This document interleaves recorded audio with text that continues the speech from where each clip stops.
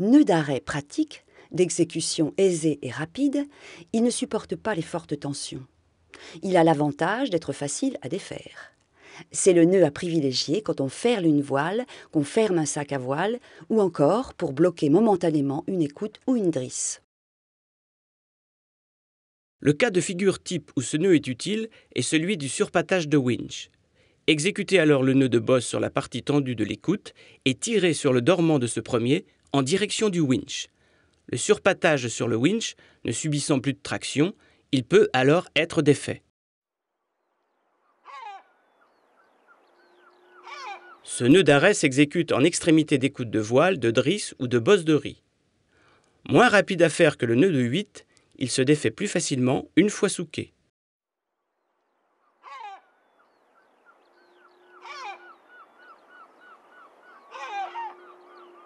Exécuté en bout de drisse, ce nœud peut être utilisé en remplacement d'une chaise de calfa pour effectuer un travail en tête de mât. L'équipier passe alors les boucles du nœud autour de lui et se fait hisser.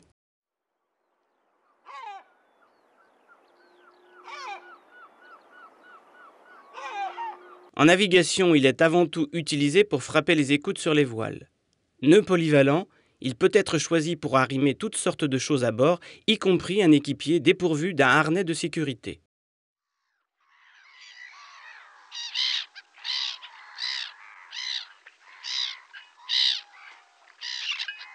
Ce nœud se réalise avec le bout de la drisse qui monte en tête de mât et qui est frappé sur la manille fixée au point de drisse d'une voile. Ce nœud est moins volumineux que le nœud de chaise et permet donc un réglage plus fin du guindant de la voile.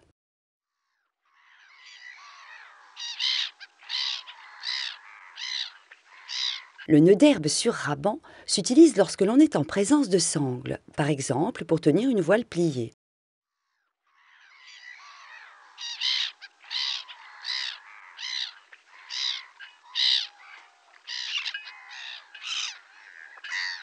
Rapide et facile à faire, c'est le nœud d'arrêt par excellence.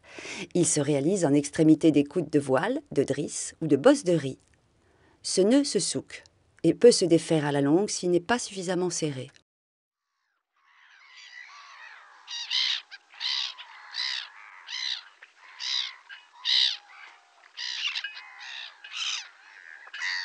Ce nœud peut remplacer le nœud de chaise pour frapper une drisse sur le mousqueton d'un harnais et hisser un équipier dans le mât.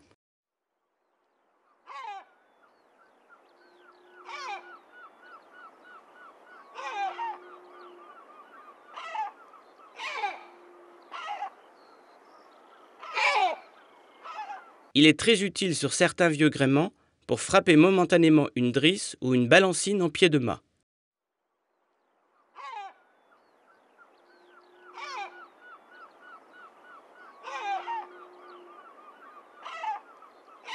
En navigation, il doit être utilisé pour frapper les drisses en pied de mât et les écoutes une fois bordées. À l'inverse de l'amarrage, il vaut mieux éviter de frapper plusieurs écoutes sur un même taquet.